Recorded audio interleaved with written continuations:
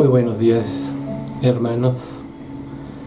Pues aquí seguimos en este confinamiento, pero antes que nada yo quisiera decirles que debemos recordar los atributos de Dios, que así como Dios puede juzgar, por otro lado su misericordia y su bondad imperan, porque este es un tiempo donde Dios ha parado toda la inercia que traíamos como humanidad, y en este confinamiento nos ha dado oportunidad de meditar en nuestros caminos, en nuestros hechos, para que esto nos lleve a recuperar una relación verdadera con Dios por medio de la fe en Cristo y del arrepentimiento.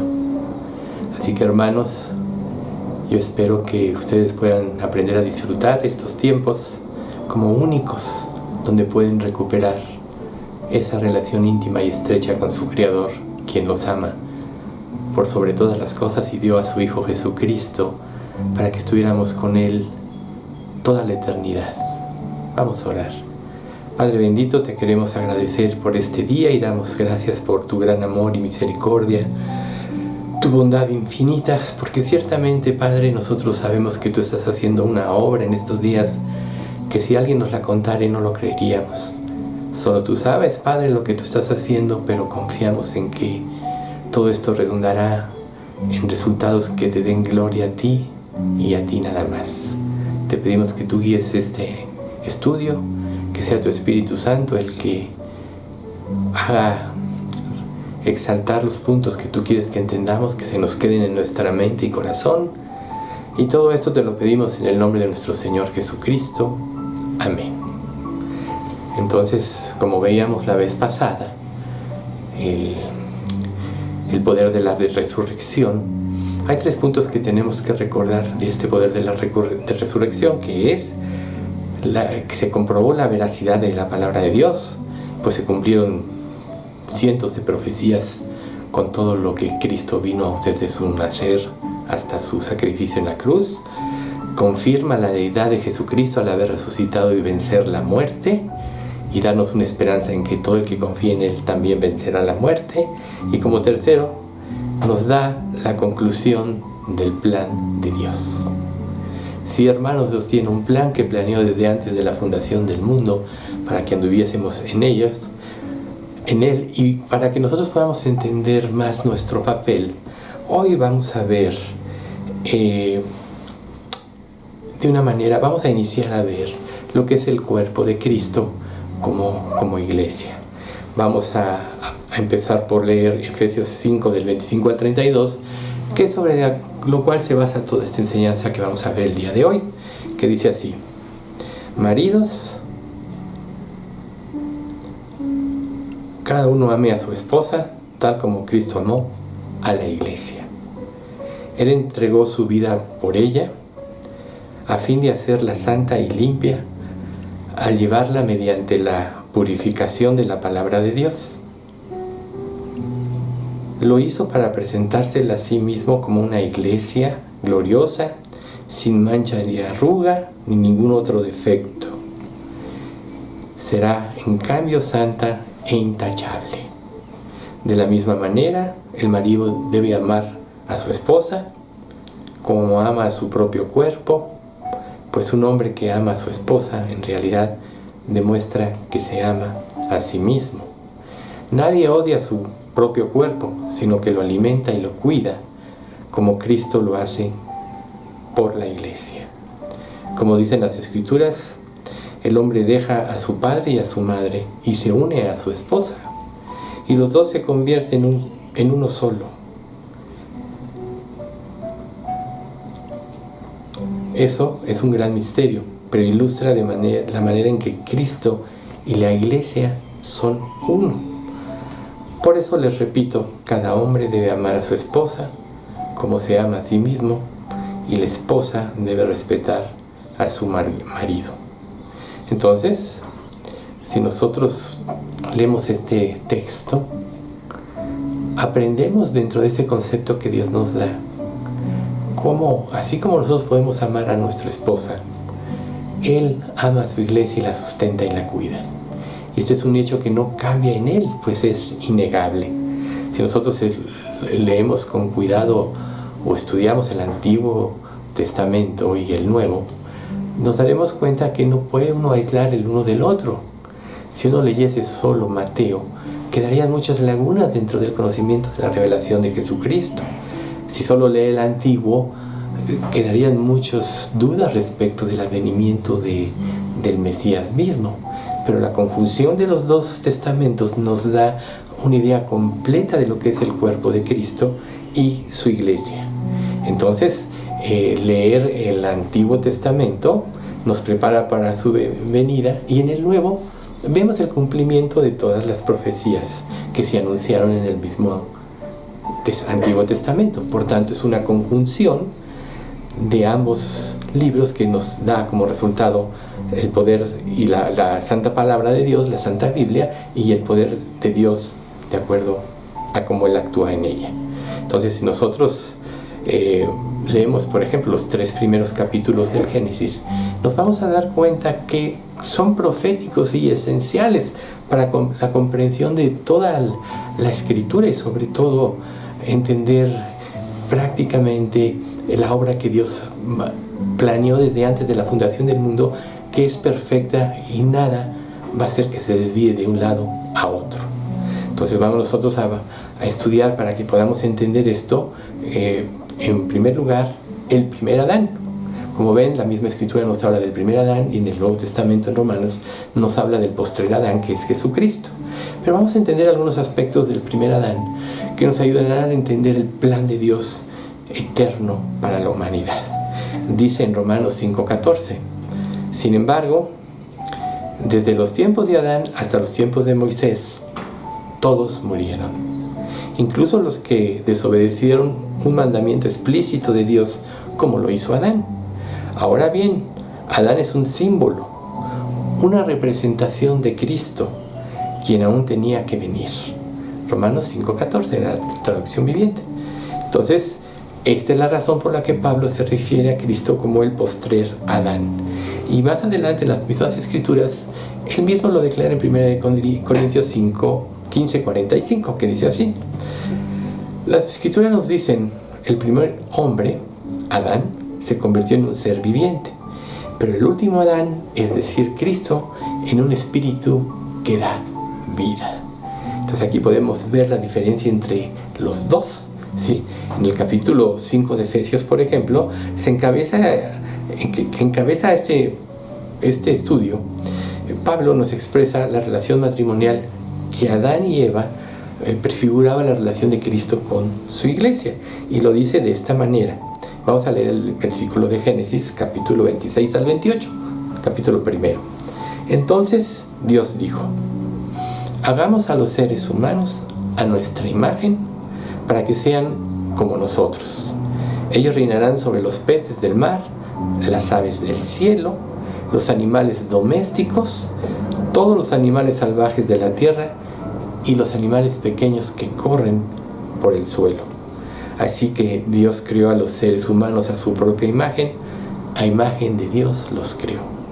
Luego Dios los bendijo con las siguientes palabras: sean fructíferos y multiplíquense, llenen la tierra y gobiernen sobre ella, reinen sobre los peces del mar, las aves del cielo y todos los animales que corren por el suelo. Entonces Dios creó al hombre y a la mujer a su imagen y semejanza. Esta imagen de Dios, que Dios le dio al ser humano, incluye facultades mentales y espirituales que el hombre posee, así como la capacidad de ejercer dominio sobre todo lo creado, de relacionarse con Dios de una manera limpia y libre, pues no había pecado todavía, y desarrolla sus capacidades creativas. Esto es precisamente la imagen de Dios. Entonces, un elemento que debemos de resaltar en el capítulo 1 de Génesis es que Dios aparece hablando en plural. Dice: hagamos a los seres humanos a nuestra imagen para que sean como nosotros. Aquí Dios, en las Sagradas Escrituras nos revelan lo que es la Trinidad. O sea, como el Padre y el Hijo y el Espíritu Santo tienen la misma esencia, por eso son un solo ser, y cada uno tiene una función. El Padre como el Creador, el Hijo como el Salvador y el Espíritu Santo como el sustentador. Entonces nosotros sabemos que por todas las Escrituras se habla de que hay un solo Dios, efectivamente, y este solo Dios está manifestado, reitero, en el Padre, el Hijo y el Espíritu Santo. Por tanto, nosotros podemos deducir que Dios creó al ser humano para vivir en comunidad, para que todos pudiesen relacionarse unos a otros libremente y pudiesen juntos poder adorar a Dios.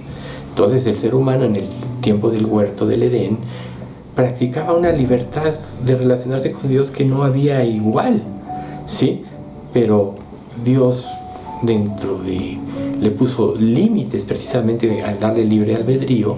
Él le puso límites para que pudiera ejercer este libre albedrío. Entonces Adán no podía llevar a cabo la tarea que Dios le había encomendado sin tener a su lado la ayuda idónea, que era Eva. Entonces por eso Dios traer un sueño a Adán, y de su costilla pues formó a la mujer, y fue la ayuda idónea para Adán desde entonces. Entonces nosotros debemos entender que en el Edén era más que un huerto, sino era un santuario. Por eso Dios se paseaba cada día en el huerto, porque donde está la presencia de Dios hay santidad. Pero entonces Adán y Eva, hasta este punto de la historia, obviamente no habían pecado todavía. En Génesis 3:8 se nos dice: cuando soplaba la brisa fresca de la tarde, el hombre y su esposa oyeron al Señor, Dios caminando por el huerto. Así que se escondieron del Señor, Dios, entre los árboles. Esto fue precisamente cuando ellos fueron tentados por Satanás y codiciaron del ser igual como Dios. Y entonces, al tomar el fruto de la ciencia del árbol del bien y del mal, el fruto prohibido, entró en ellos el pecado, y con el pecado entró la muerte. Por eso tuvieron de Dios un temor de Dios y se escondieron de Él. Entonces, si Dios manifestaba su presencia de una manera especial en el jardín, ellos, al haber pecado, habían violado la santidad, ya no podían permanecer ahí. Entonces nosotros vemos como en los capítulos finales del Apocalipsis, el capítulo 22, se nos describe que Dios vuelve a traer esto cuando Dios restaura todas las cosas, el árbol de la vida y el río que se encuentra en medio del huerto. Dice así, Apocalipsis 22, capítulos 1 y 2. Luego el ángel me mostró un río con el agua de la vida. Era transparente como el cristal y fluía del trono de Dios y del Cordero. Fluía por el centro de la calle principal. A cada lado del río crecía el árbol de la vida, el cual produce 12 cosechas de fruto y una cosecha nueva cada mes. Las hojas se usaban como medicina para sanar a las naciones. Nosotros vemos que Dios, en su trabajo que va a hacer en todos estos miles de años de la humanidad, va a ser restaurar todas las cosas a como Él había pretendido. Entonces, si Dios, debemos recordar aquí que una de sus encomiendas fue que ellos se multiplicaran. Y la idea era, en el entonces, que la tierra se volviera un santuario de Dios, toda la tierra. Empezaría por el jardín del Edén y había de ejercer dominio sobre toda la creación, y se extendería este santuario de Edén a toda la tierra.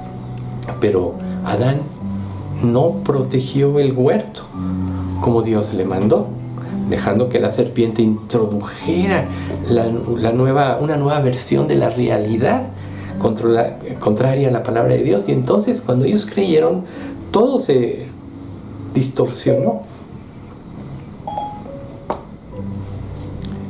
De haber permanecido en obediencia, debemos suponer que Adán y Eva alcanzarían, a final de cuentas, el plan de Dios eterno de disfrutar toda su vida entera de la presencia de Dios. Pero en Génesis 3:5 nos habla precisamente de esta violación. Dios sabe que en cuanto coman del fruto, se les abrirán los ojos y serán como Dios, le dijo la serpiente, con el conocimiento del bien y del mal. Entonces, cuando ellos decidieron acceder a la mentira de Satanás, ellos murieron espiritualmente en ese mismo instante, y como consecuencia después morirían físicamente. Así que como ningún ser inmundo puede estar en la presencia de Dios, entonces tuvieron que ser expulsados del paraíso. Sin embargo, Dios, dentro de su amor y su misericordia, todavía Él nos da la primera profecía que perfila al Señor Jesucristo, que está en Génesis 3:15, que dice: y pondré hostilidad entre tú y la mujer, y entre tu descendencia y la descendencia de ella. Su descendencia te golpeará la cabeza, y tú le golpearás en el talón. Entonces, desde entonces se perdió esa capacidad de ejercer el dominio de la creación, y mientras ellos en un sentido perdieron la vida eterna, también Dios les dio una esperanza. Más adelante, Dios escogió a un hombre llamado Abraham, que creyó en Dios y le hizo una promesa, que Dios tenía un plan precisamente. Le dice: ahora bien, si me obedecen y cumplen mi pacto, ustedes serán mi tesoro especial entre todas las naciones de la tierra, porque toda la tierra me pertenece. Ustedes serán mi reino de sacerdotes, mi nación santa. Este es el mensaje que debes transmitir a los hijos de Israel. Entonces Dios promete que a través de la descendencia de Israel, o sea, el pueblo de Israel, de Abraham, o sea, el pueblo de Israel, ellos iban a tener como función, como objetivo, difundir la palabra de Dios ante todo el mundo antiguo. Pero ellos tristemente también fracasaron. Tuvieron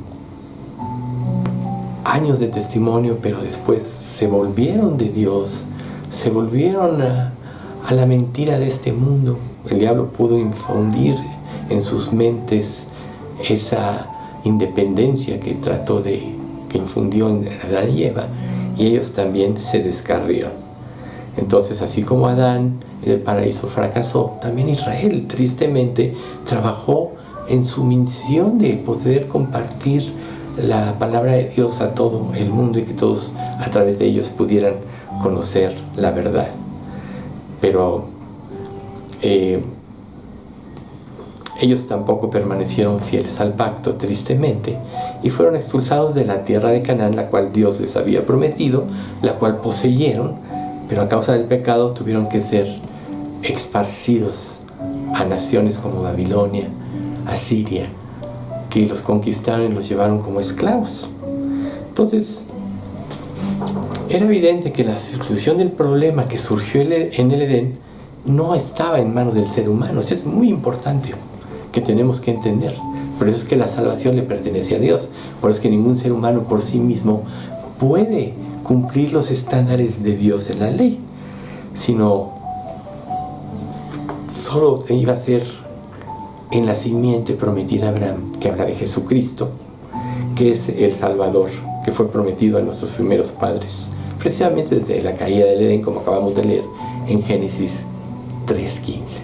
Entonces así vemos cómo en la historia del mundo, a quien Dios le encomendó a Adán y Eva en primera instancia procrearse, difundir en la tierra y extender el santuario de Dios, fracasaron.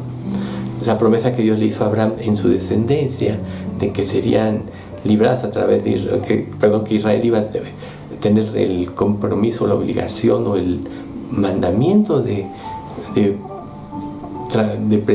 predicar la palabra de Dios a toda la humanidad existente, fracasaron también. Pero entonces viene la promesa del Mesías. Es aquí donde vamos a empezar a ver lo que es el segundo Adán. Entonces, cuando nosotros llegamos a leer ya el Nuevo Testamento, este mismo Testamento nos enseña explícitamente que el Señor Jesucristo es la simiente de la mujer, como vimos en Génesis 3:15, el hijo de Adán que fue prometido en el huerto del Edén. Hablaba de Jesucristo en realidad. Nosotros podemos verlo en la genealogía que está en el capítulo 3, del 23 al 28 de Lucas, como a través de esta genealogía se llega desde Abraham hasta Jesucristo. Entonces, Fue como un hijo de Adán que Jesús enfrentó a Satanás en el monte de la tentación. Y el contraste en el evento histórico entre la tentación del Edén de Génesis 3 no podía ser tan marcado. ¿Por qué? Porque Jesús estaba en el desierto inhóspito, hostil, rodeado de fieras, como dice Marcos 1:3, y llevaba 40 días sin comer, pero aún así nunca pecó. Adán fue creado a la imagen de Dios, tenía todas las cosas, no tenía más que cultivar el huerto del Edén, no tuvo hambre, no tuvo una situación hostil ante él, y él falló. Pero Jesús, siendo hombre, renunció a ser Dios, como dice Filipenses capítulo 2, y se hizo hombre. Y como hombre, en obediencia al Padre, asumió nuestra culpa, muriendo en nuestro lugar en la cruz, para devolvernos el paraíso de Adán, que Adán había perdido por su desobediencia. Jesús tuvo que ser traspasado en la cruz. Dios tuvo que descargar sobre él todos los pecados, la culpa sobre todos los pecados de toda la humanidad, y juzgarlo ahí mismo para poder darnos entrada al paraíso, que es el huerto de Dios, podría decirse. Y ese se pudiese abrir otra vez a nuestra comunión con Dios y que pudiera ser totalmente restaurada, y además para siempre para todo aquel que cree. Vamos a leer Romanos 5, 8 al 18 al 19, que dice así: así es, un solo pecado de Adán trae condenación para todos, pero un solo acto de justicia de Cristo trae una relación correcta de Dios y vida nueva para todos. Por uno solo que desobedeció a Dios, muchos pasaron a ser pecadores. Pero por uno solo que obedeció a Dios, muchos serán declarados justos. Esto es una de las cosas más importantes del trabajo del Señor Jesucristo, que por su trabajo en la cruz, cuando ponemos nuestra fe y nuestra esperanza en Él, Dios nos declara justos delante de sus ojos, porque el juicio por nuestros pecados que merecía el infierno eterno recayó sobre Jesús. Así que todo fue juzgado, y cuando creemos y ponemos nuestra fe en Él, arrepintiéndonos de nuestros pecados, se aplica esta justicia a nuestras vidas, y Dios entonces nos ve como Cristo. Entonces Cristo restauró nuestra comunión con Dios al pagar por nuestros pecados en la cruz, y cuando venimos a Él, tan es así que Dios nos da su Espíritu Santo, que entra a morar en nuestro corazón, y nos volvemos nosotros, cada creyente, un santuario de Dios. Por eso somos santos. Y al mismo tiempo inicia en nosotros un proceso de transformación progresiva para restaurar en nosotros aquella imagen de Dios que quedó distorsionada a causa del pecado de Adán. Lo dice en 1 Corintios 15:49. Al igual que ahora somos como el hombre terrenal, algún día seremos como el hombre celestial. En la segunda venida de Cristo, ese cuerpo en estado de humillación nuestro por causa del pecado será transformado a la conformidad del cuerpo de Cristo y su gloria. Y eso será para siempre, que es lo más hermoso. En Filipenses 3:21 nos dice: Él tomará nuestro débil cuerpo mortal y lo transformará en un cuerpo glorioso, igual al de Él. Lo haría valiéndose del poder con el que pondrá todas las cosas bajo su dominio. Lo hará valiéndose del poder con el que pondrá todas las cosas bajo su dominio. Ese fue el poder de la resurrección que vimos nosotros el estudio pasado. Esto también se nos declara en 2 Corintios 3:18 y en 4 del 3 al 6, y en Colosenses 3 del 9 al 11. Entonces, de manera que Adán y Eva no pudieron llevar a cabo esta obra de llenar la tierra para ser creados a la imagen de Dios, Cristo la está llevando a cabo a través ahora del Evangelio. Recuerden ustedes que el Evangelio quiere decir las buenas nuevas de salvación, en que Dios estaba cargado en Cristo los pecados de todo el mundo para que nosotros pudiésemos ser salvos por fe en Él. Y nadie podrá impedir que Dios termine su obra. Recuerden, aquí yo hago una obra en estos días que si os la contare, no lo creeríamos. Aún en estos tiempos donde podemos ver un juicio de Dios por el pecado, también vemos su misericordia, su bondad y su piedad infinitas para que le busquemos y podamos acudir a Él. Entonces, nuestro Señor Jesucristo posee el dominio absoluto de toda la creación. La recuperó al vencer a Satanás y al vencer la muerte. Ese dominio que el primer Adán pudo haber ejercido si hubiera obedecido la única restricción que Dios le pidió, que es no tomar del árbol de la fruta de la ciencia del bien y del mal. Entonces ahora todo esto en realidad sirve de trasfondo a la declaración que Él nos hace de la gran comisión como iglesia. Dice Mateo 28 del 18 al 20. Jesús se acercó y dijo a sus discípulos: se me ha dado toda autoridad en el cielo y en la tierra. Por lo tanto, vayan y hagan discípulos a todas las naciones, bautizándolos en el nombre del Padre, del Hijo y del Espíritu Santo. Enseñen a los nuevos discípulos a obedecer todos los mandamientos que les he dado y tengan por seguro que estoy con ustedes siempre hasta el fin del mundo.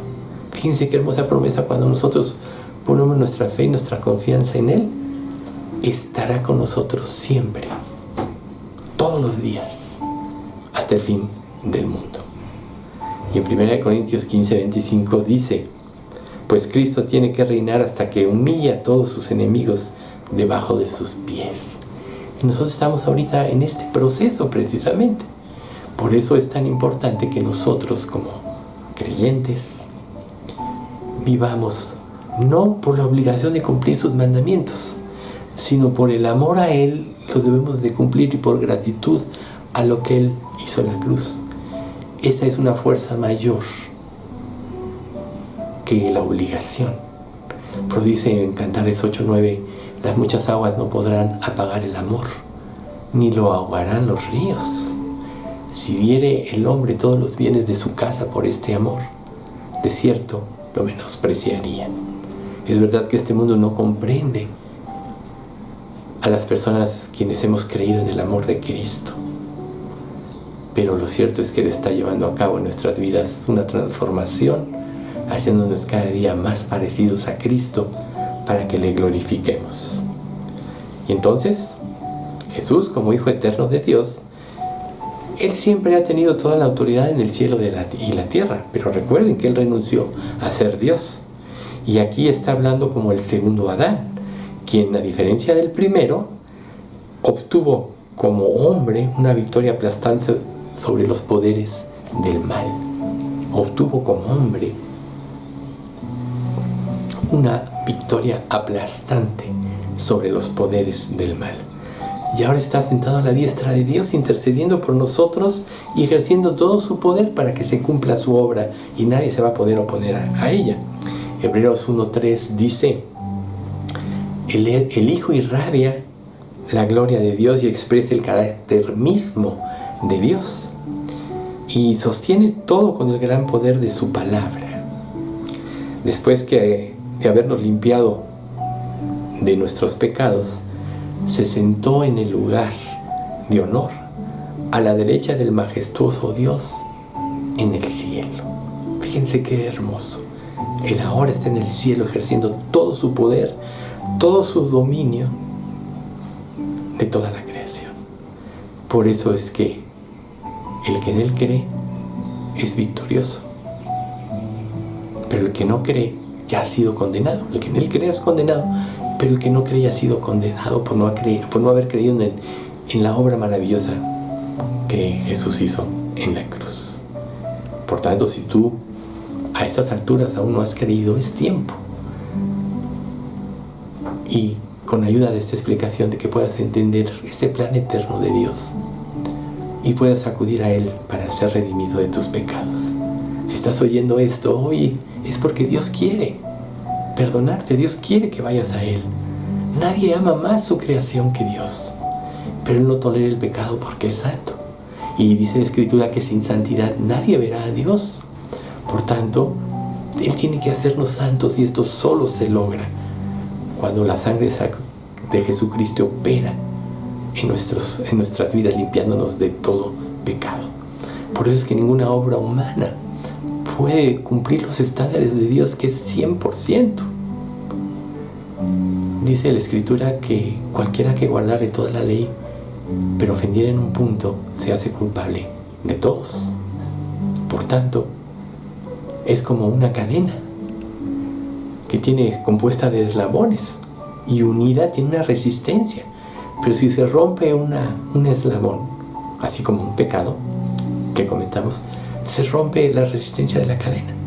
Quizá puedas entender con este concepto esto de que cualquiera que guardare toda la ley pero ofendiera en un punto, se hace culpable de todos. Jesús mismo dijo: el que no es conmigo, contra mí es, y el que conmigo no recoge, desparrama. Fíjense ustedes, el que no es conmigo, contra mí es.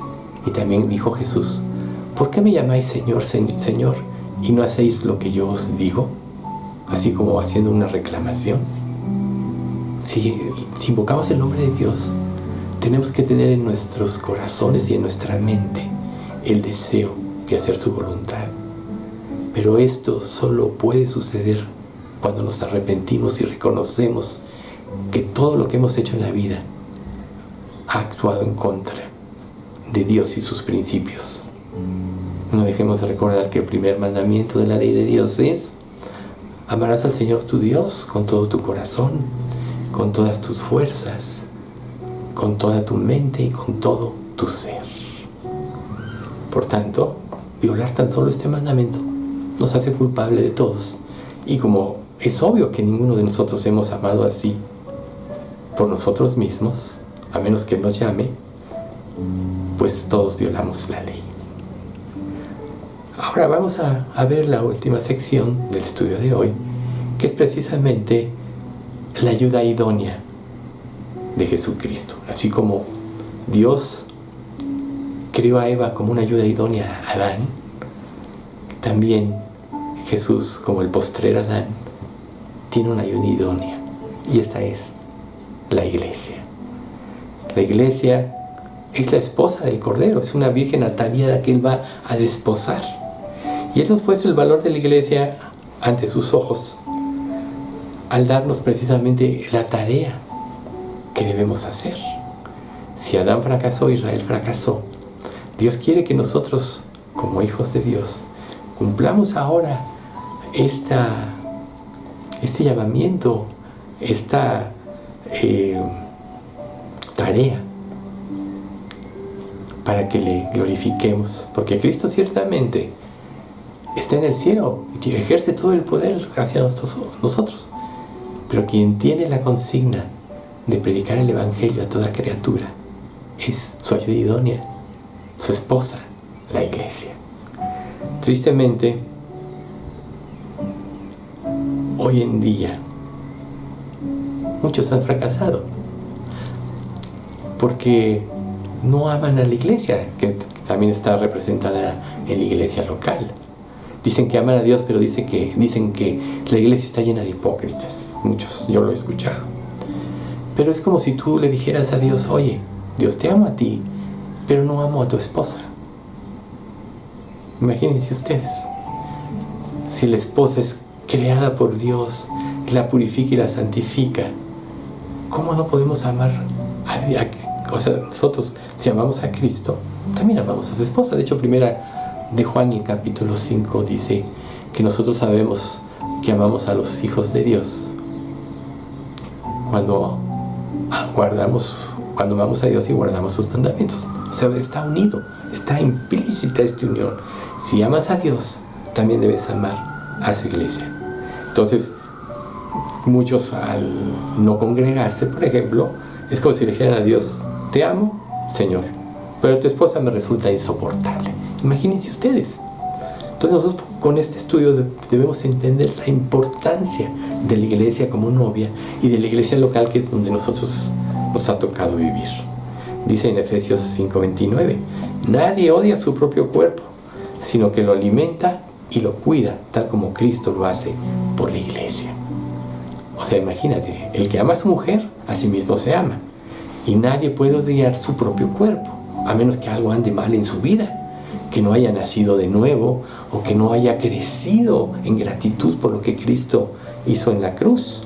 Entonces debemos tener presente que a través de la regeneración, Dios nos imparte una nueva vida espiritual, nos da ya la oportunidad de relacionarnos libremente con Dios a través de su Santo Espíritu y la oración, siempre sustentada con las promesas de la palabra de Dios. De modo que todo esto siempre nos va a llevar a nosotros al arrepentimiento y la fe. Si bien es cierto que hemos sido regenerados, es cierto que Dios nos está enseñando, así como Jesús en la tentación del desierto venció al pecado, nos está enseñando a vencer al pecado a través de las pruebas que vivimos, aún a través de esta prueba del coronavirus. Dios nos está enseñando a vernos a nosotros mismos, a hacer un repaso de nuestra vida, a ver las tendencias, lo que hay en nuestra mente, en nuestro corazón, para limpiarnos y que todo se incline hacia Él. Entonces, es por medio de la iglesia que el Espíritu Santo engendra hijos espirituales. Porque Jesús le dijo a sus discípulos, hablando del Espíritu Santo, y cuando Él venga, convencerá al mundo de pecado, de justicia y de juicio. Pero Dios usa sus instrumentos fieles que usan la palabra de Dios, recuerden. Así que la fe es por el oír y el oír por la palabra de Dios, para convencer a las personas de su pecado y que restauren la relación de Dios y del futuro que les espera si no se convierten.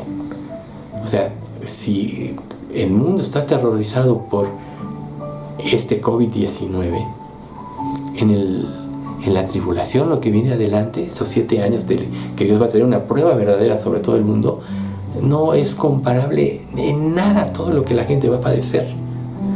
Pero si aún así muchos no se convierten, no es comparable ni la tribulación ni el más grande sufrimiento en este mundo con lo que ellos van a sufrir en el infierno.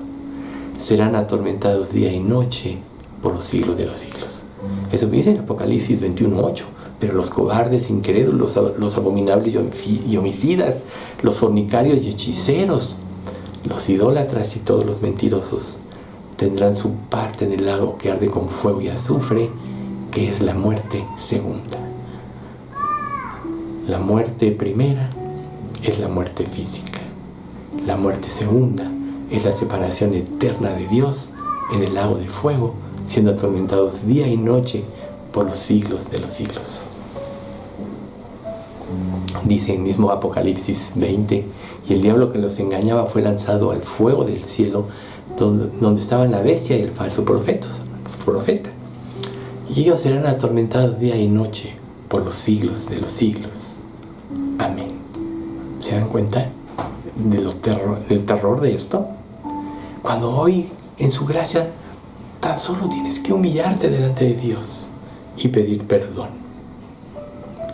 Dice en 1 Corintios 4:15, porque aunque tengáis 10,000 años en Cristo, no tendréis muchos padres, pues en Cristo Jesús yo os engendré por medio del Evangelio.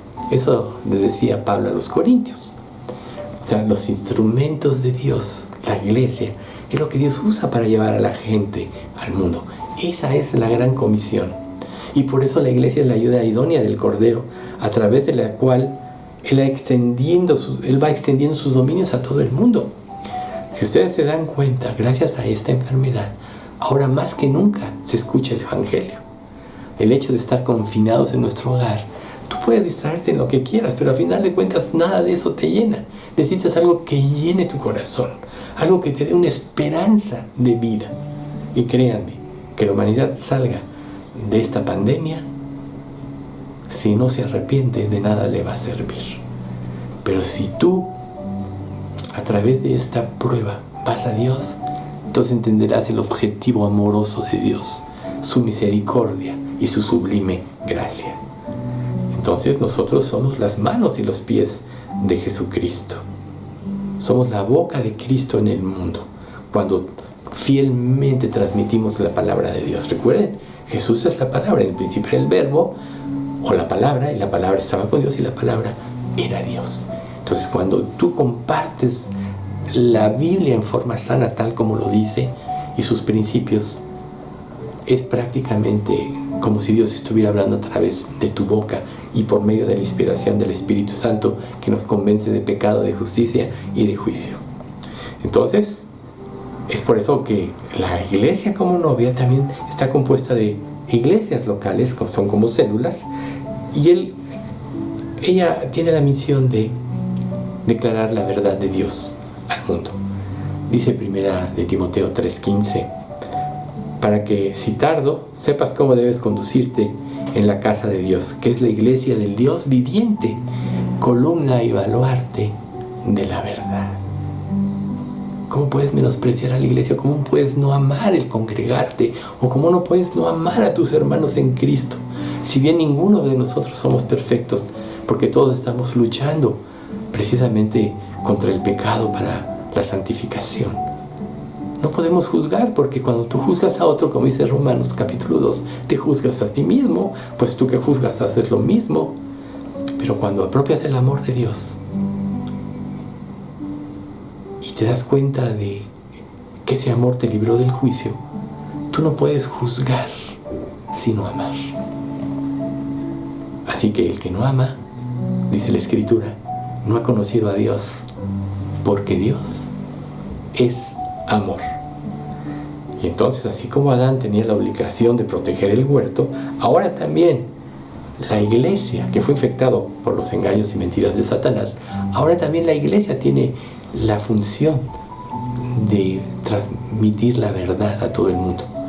Es cierto que al igual que Adán y Eva, Satanás a través de la serpiente sembró la cizaña en ellos. También Satanás tratará de desalentarte, tratará de que quites los ojos de Cristo, de que los pongas en las cosas, en las vanidades ilusorias que no aprovechan ni libran porque son vanidades, para que quites tu mirada de Jesús.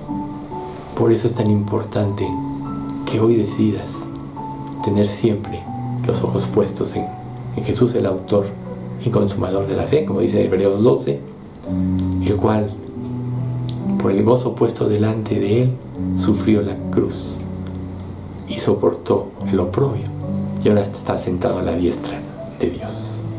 Entonces, no es suficiente el concepto de una membresía de una iglesia local, que los creyentes debemos cuidarnos unos a otros, si no lo hacemos en verdad y en amor. O sea, el amor es lo que cubre multitud de pecado. Y Dios quiere que crezcamos en todos los aspectos en aquel que es la cabeza, es decir, Cristo. Quiere que crezcamos y que compartamos con los demás. Son las cosas maravillosas. Y que quizá compartamos nuestras luchas para que muchos puedan orar también por nosotros. Y como ahora oramos por tantas personas que se encuentran enfermas por el COVID-19, así oremos para que Dios haga su obra completa en todos los miembros de nuestra iglesia local. Entonces, a través de este proceso progresivo somos transformados a la imagen de Cristo, y es así como poco a poco la imagen divina va a ser restaurada en nosotros hasta que lleguemos a la plenitud, que es cuando Dios nos lleve a su presencia y le veamos a Él y seamos tal como Él es. ¿Sí? Entonces,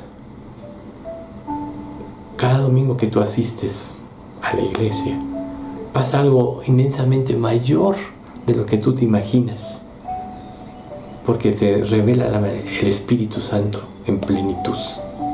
Y es ahí donde hay un poder sobrenatural que nos hace entender muchos aspectos de nuestra vida para ser transformados. Entonces nosotros somos parte de la historia que comenzó en Génesis con Adán y Eva, y que culminará cuando Dios nos lleve a su presencia y la tierra sea llena de la gloria de Dios, esto es, del conocimiento de Dios. Y esta tierra llegue a ser un gran santuario de Dios, donde el pecado no tendrá lugar nunca más. Dice la Escritura, los cielos y la tierra pasarán, pero mis palabras no pasarán. Y otro pasaje dice que los primeros cielos y la primera tierra pasaron y Dios trajo nuevos cielos y nueva tierra donde mora la justicia. El pecado ya no va a tener memoria ni nombre. Esa es la eternidad que le espera a todo aquel que cree en Jesús. Entonces nosotros debemos, en la medida que crezcamos en nuestra relación con Él, asombrarnos de su obra de redención que está anunciada desde el jardín del Edén, a través de la esposa de Cristo.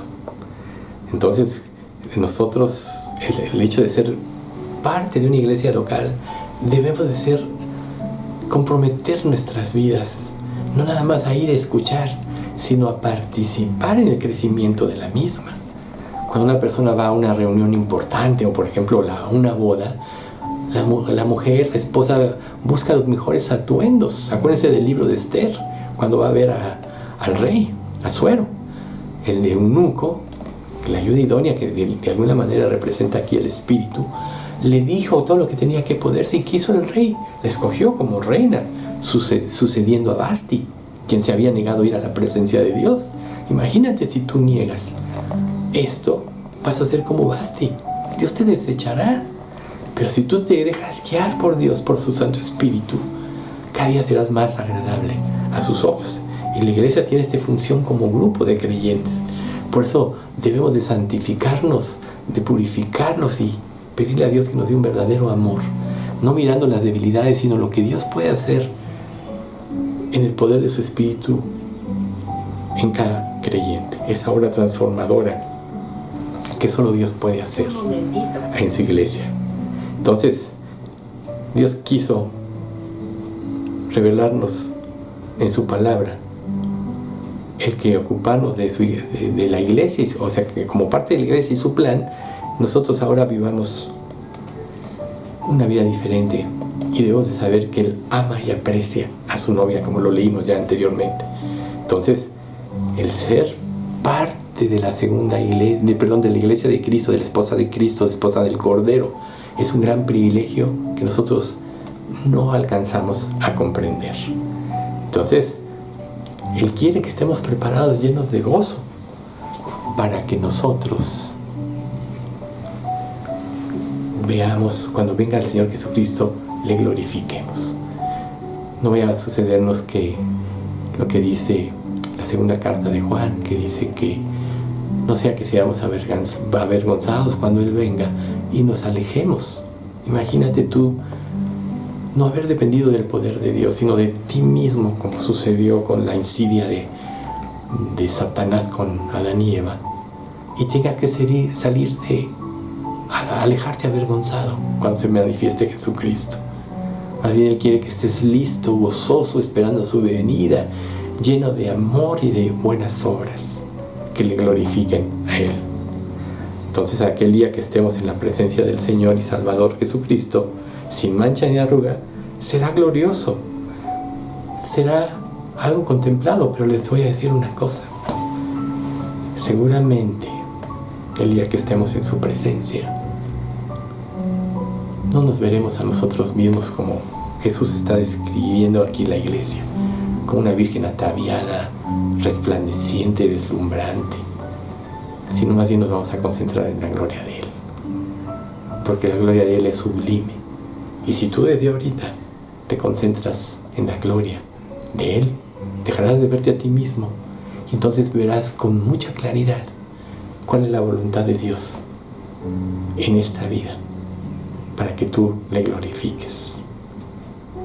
Si tú ya tienes una relación con Dios, trabaja para que Dios pueda glorificarse en tu vida por amor a Él. Deja de verte a ti mismo y pon los ojos en su hermosura divina.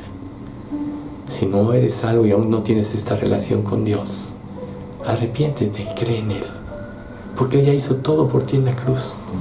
Nadie puede tener más amor que el que pone su vida por la humanidad. Y Jesús no lo hizo por obligación. Él dice, nadie me obligó a esto. Yo pongo mi vida por mi propia cuenta. O sea que Él cumplió el plan de Dios. preparado desde antes de la fundación del mundo, pero voluntariamente se ofreció por nosotros por amor. Nadie puede tener un amor más grande que Jesús, que cargó en sí el juicio por el pecado de toda la humanidad. Recuerda, el juicio eterno de cada ser humano lo pagó en Él. ¿Y por qué pudo pagar el de toda la humanidad? Porque era Dios y es infinito. Entonces, su amor nunca lo alcanzaremos a comprender, ni la obra de Cristo. Pero debemos tener gratitud. Ahora nosotros. Y esta gratitud nos debe llevar a vivir para Él. Como dice la Escritura también, el amor, en 2 Corintios 5:14 en adelante. El amor de Cristo nos constriñe, pensando que si uno murió por todos, luego todos murieron. Y por todos murió para que los que viven ya no vivan para sí, sino para aquel que murió y resucitó por ellos. Les voy a recitar un poema escrito en 1857 por una persona que se llamaba Anne Rose Cousin. Y este se encuentra en las cartas de Rutherford. Dice: la novia no mira su vestido, sino el rostro de su novio amado. No mira el cielo esplendoroso, sino al Rey de la gracia. No la corona que Él da, sino sus manos traspasadas. El Cordero es toda gloria de la tierra de Emmanuel. Vamos a dar gracias. Padre bendito, te damos gracias por este estudio y gracias, Padre, porque tú, en tu amor infinito, en tu misericordia infinita, siempre provees las enseñanzas necesarias para cada día. Y hoy era muy importante entender el papel de la Iglesia en este mundo y la necesidad de congregarnos. Gracias, Señor, que la gloria sea para ti y tú trabajes en el corazón de cada uno de nosotros para realmente transformarnos a la imagen de Cristo y no salgamos avergonzados un día, sino que te glorifiquemos por haberte creído y seguido tu plan eterno de redención. Guarda a nuestra iglesia del mal, guárdala del contagio y purifica a cada uno de nosotros en tu amor. Te pedimos esto en nombre de Cristo Jesús. Amén.